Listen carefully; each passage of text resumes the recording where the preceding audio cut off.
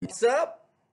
Brian Edwards, MajorWager.com, coming to you Monday morning, January 20th.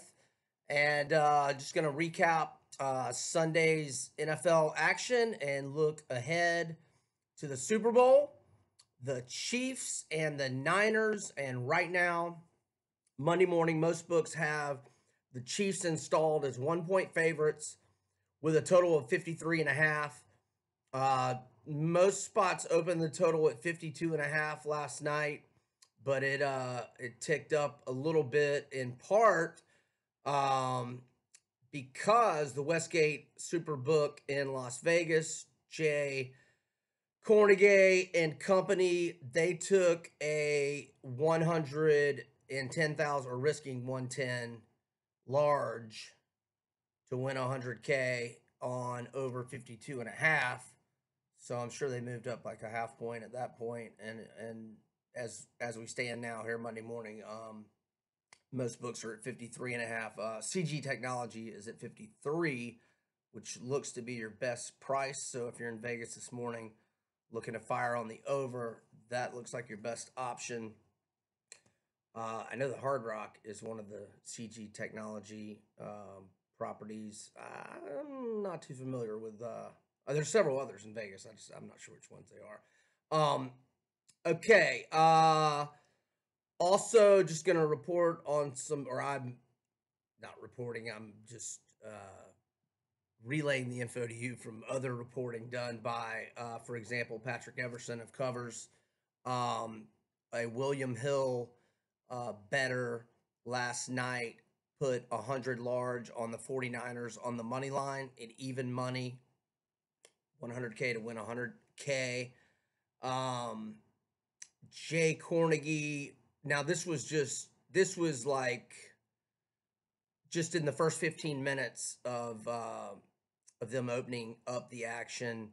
68% of the tickets were on the Chiefs. So a bunch of big bets yesterday went great for gamblers. Now I know of one exception, that being Mattress Mack of Houston furniture store fame, who's gained a lot of notoriety the last few years. He had the special on mattresses that would become free, or I think it was like if you bought a mattress from him for more than 500, like in the past, if the Astros won the World Series, you could come exchange it for a fresh new one for free. And so he had all this, potential exchanges affecting his business. So he was really just hedging with the Astros. But anywho, he and it's just coming out. I don't know if it was last night or this morning that he actually had a million on the Texans on the money line last week, which was what?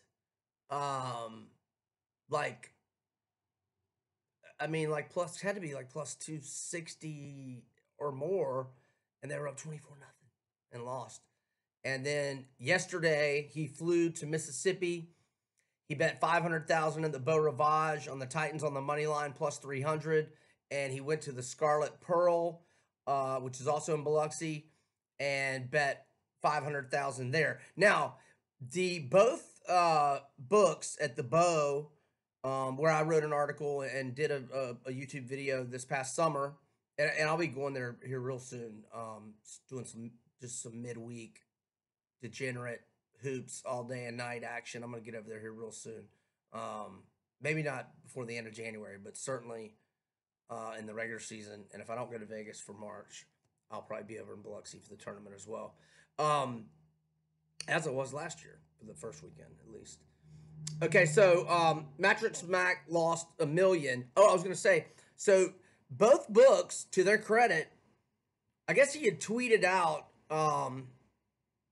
that he's looking for. So basically, this is the way Mattress. I mean, everybody knows Mattress Mack is not BSing around.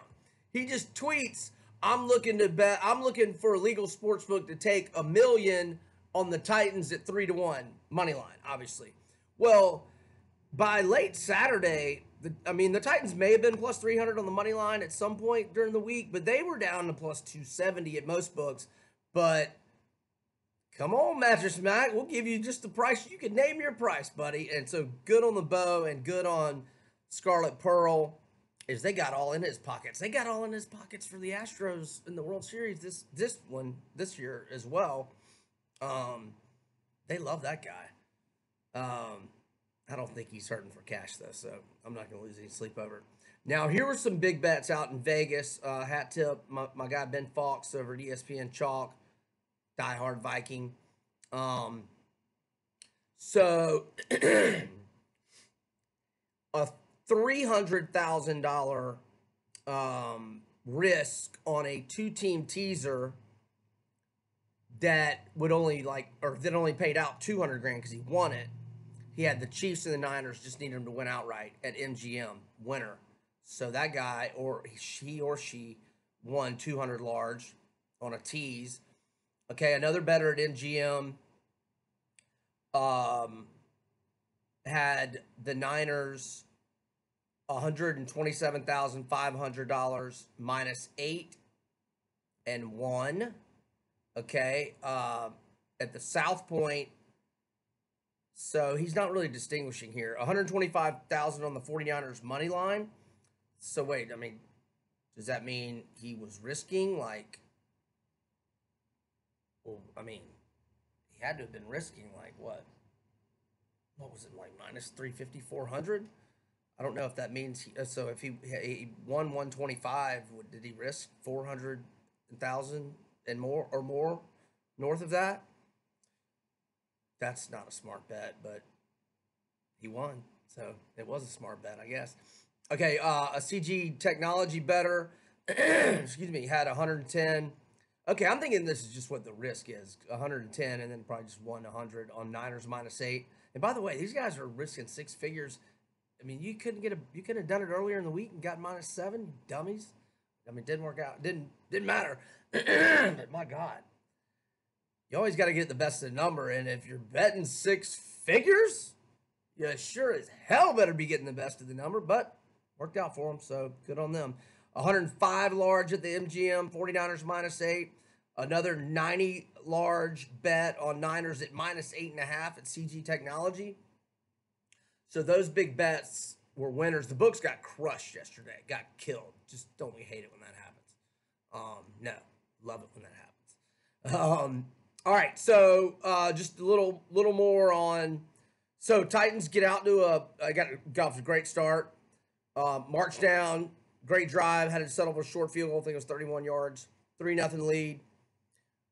10-0 lead. KC answers. Tennessee answers back. They're up. They had two separate double-digit leads, 17-7. I was on the Titans, but after last week, you bet your ass I had some in game on the Chiefs. I got them at -3.5 when they. I forget what. Actually, you know what? I might have missed out. It might have been 17-14 when I bet that. Probably could have got a better number when it was 17-7, but I'm pretty sure it was 17-14 when I did that. Anywho. So Mahomes answered back. I mean, they got the ball at their own 14 with less than 2 minutes and 9 plays, 88 yards, 27-yard touchdown run with 11 seconds left. Mahomes is just out of his mind. He's so freaking good. Good on him. And they just took over. They took over in the third. The dagger. 3rd and 6 play up 28-17, and he hits Sammy Watkins from Clemson basketball school. No, I'm kidding. So that was the dagger. Put them up 35-17. Now Tennessee answered and scored, got it to 35-24. They used their timeouts. They got a stop. They got the ball back, and the back door was wide open. 35-24, down 11. +7 at most spots, so the back door was wide open, but on a 4th and 6, Tannehill got sacked. And now Kansas City's going to the Super Bowl for the first time since 1969. I have a handful of diehard. I probably have at least a half dozen friends that are diehard Chiefs fans, and congrats to them. Josh, Tracy, I know they're fired up. They were fired up when I saw them Friday night.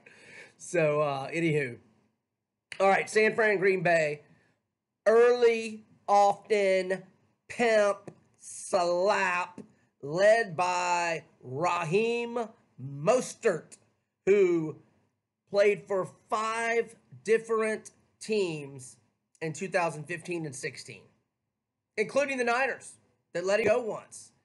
I believe he had only 7 career carries going into 2018, and only had 30-something that year, last year. And then this year, 732 rushing yards in the regular season, and now he breaks out yesterday, stole the show, was the catalyst, franchise record, 220 rushing yards in the playoffs for the 49ers. So that outdoes Roger Craig. That outdoes Garrison Hurst. That outdoes... Who were some good... I can name a bunch of good Niner wide receivers and quarterbacks. Not that many running backs. Roger Craig, Garrison Hurst. That long run he had against the Jets was so sick down the right sideline. I'm shooting blanks on big time 49ers running backs. I don't think they've had many. Okay.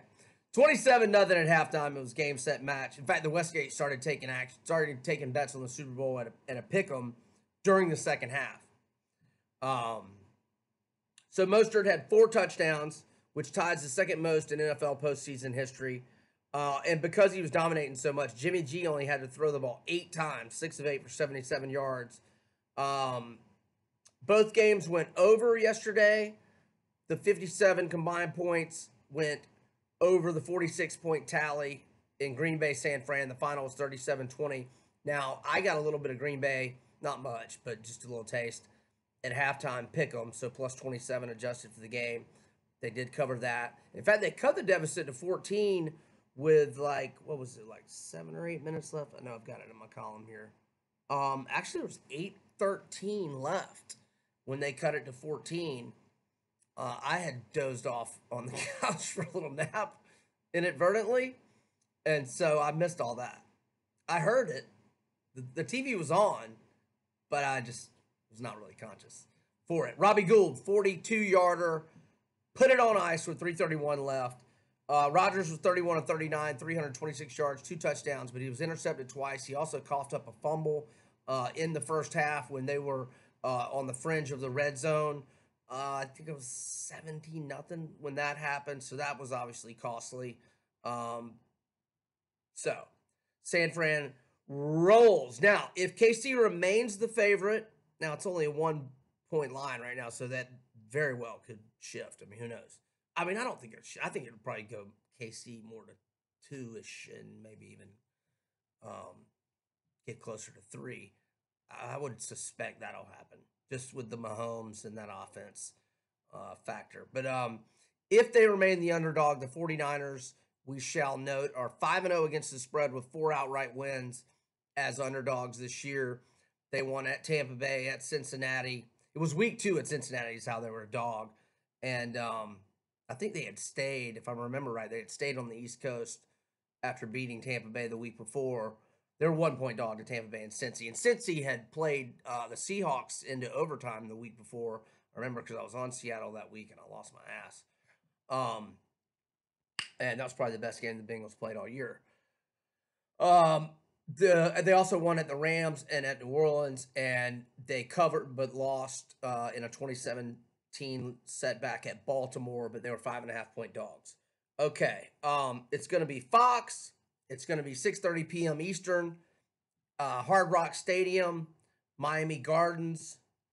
This is going to be the highest total for the 49ers all year. They've had 2 totals in the 50s. One went under in week 1 with the Bucks when they hit 48 combined points in the 31-17 win. And they had 51 was the total. No, I'm sorry. 51 was the total in the Tampa Bay game. 50 was the total in the Atlanta game. And that was that incomprehensible bad beat when Atlanta scored, or they ruled it on the field as if Atlanta had come up short of the touchdown and time ran out. They review Julio Jones, touchdown. They put 2 seconds back on the clock. The Falcons kneeled on it. Didn't they kneel on the they kneeled on the extra point try, and then they had to kick off, and the Niners started lateraling, and it ended up being a fumble recovery for a touchdown for the Falcons and an incomprehensible bad beat for backers. So, highest total for the 49ers. There are 2 totals in the 50s. Both should have gone under, but they split the incomprehensible over on the Atlanta game. All right. There you go. So, I think I like the over. Even as nasty as San Fran's defense is, I think I like the over. That's my early lean. And might get it now. Seems like the momentum is heading north on that total. Like it might go up even more. So anyway, that's that. Super Bowl LIV coming up February 2nd. I'm Brian Edwards, Major Wager. Happy Monday. Over now.